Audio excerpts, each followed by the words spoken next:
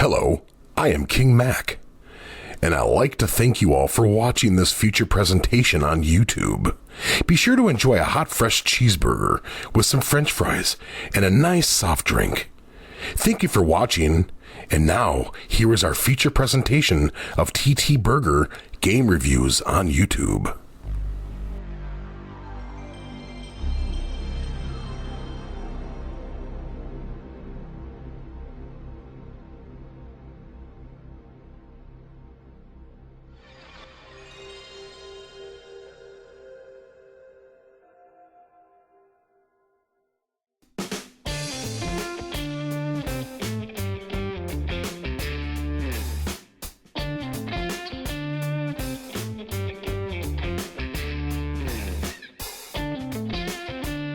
You!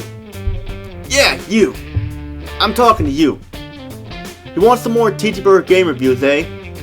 Want some more Road Rash extravaganza action here?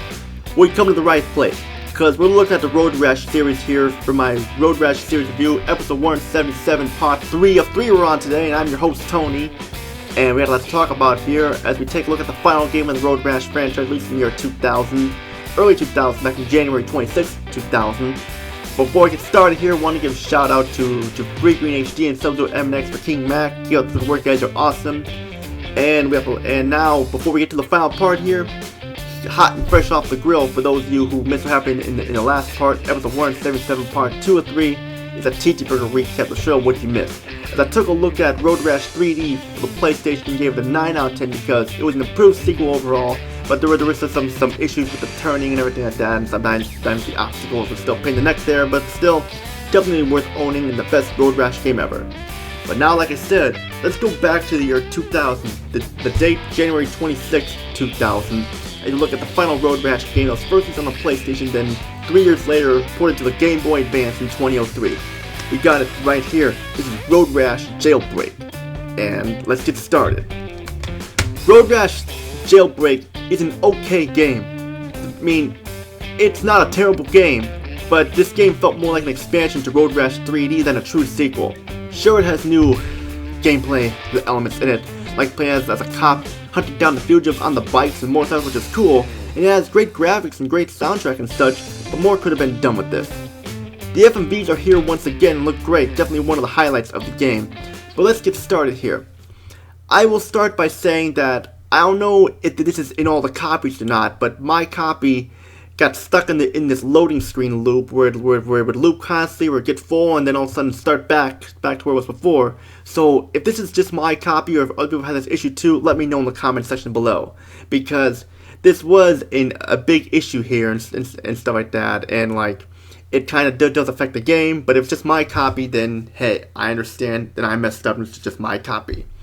I mean, I tried this in my slim PS1 and my original PS1 and even in my PS2s, and the same thing happened. So I'm not sure if it's just a disc or not, or it's just all the copies, but it's just me though.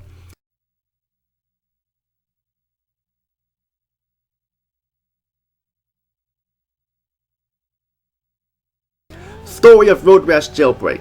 Not much here like last time, just racing on the motorbikes and motorcycles to avoid the cops and getting in first place to avoid getting busted and arrested.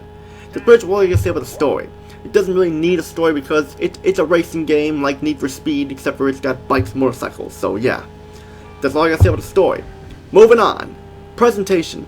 Game has really good graphics for its time. It's on par with Road Rash 3D, and like, sure, not much has improved, but still the graphics are really good.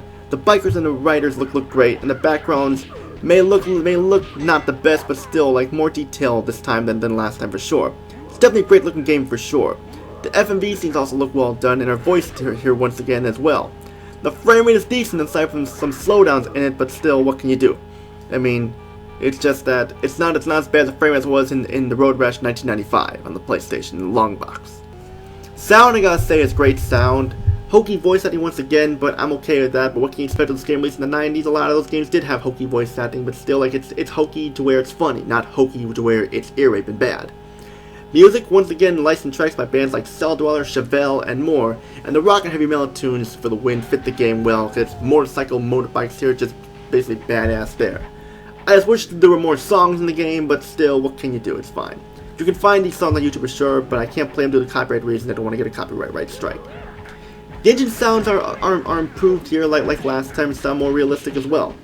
I know I said that this game was just okay, it felt more like an expansion to Road Rash 3D, but that was just the presentation and sound-wise and stuff. Now, the gameplay. It still has that Road Rash feel to it. Even with the new 5.0 mode where you play as a cop, it still feels like Road Rash. Not much has changed though aside from that, since Road Rash 3D. Road Rash 3D will always be the best Road Rash game ever made in my opinion. I thought they would improve on that, but not so much. Getting the goods out of the way, you pick from one of two gangs. You pick one of the members of your character to pick from, and you get a motorbike and motorcycle, and then you are off.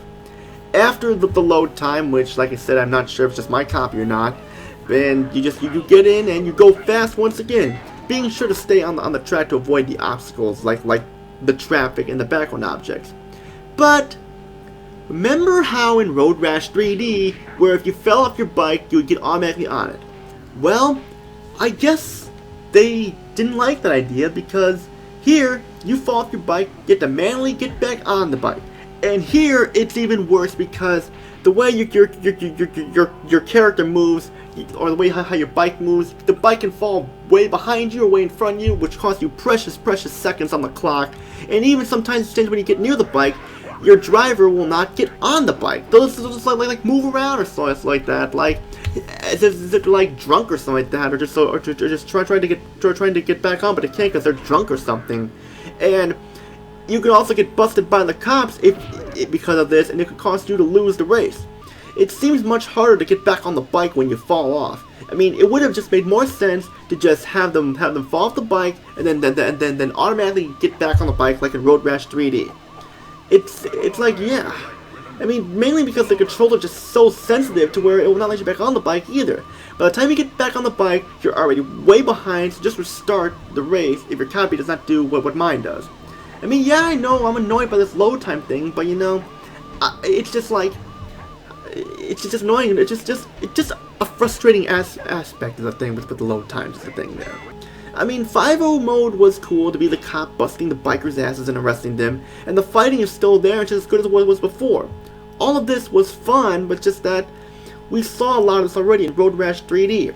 There was not much new to the table here. I mean, if you want more Road Rash, then I still would check this out, but be warned, it'll feel very similar to Road Rash 3D. It might be a rental or so, but if you have to have more Road Rash, then definitely still pick it up. I mean, I liked it, did still, despite the problems, but just compared to the other two were a little better.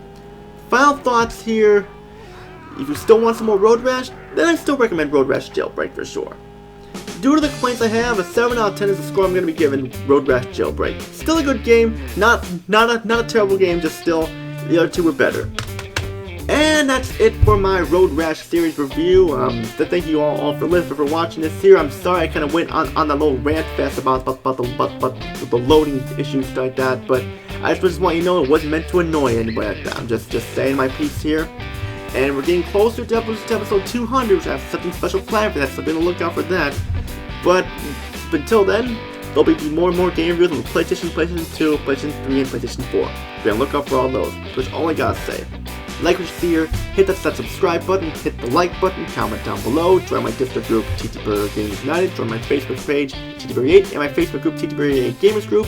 If you want more business challenges, feel free to join. But all I gotta say is Tony, peace and out, have a good day, see you on episode 178, part 1 of whatever game I said review. That's all I can say, take care everybody.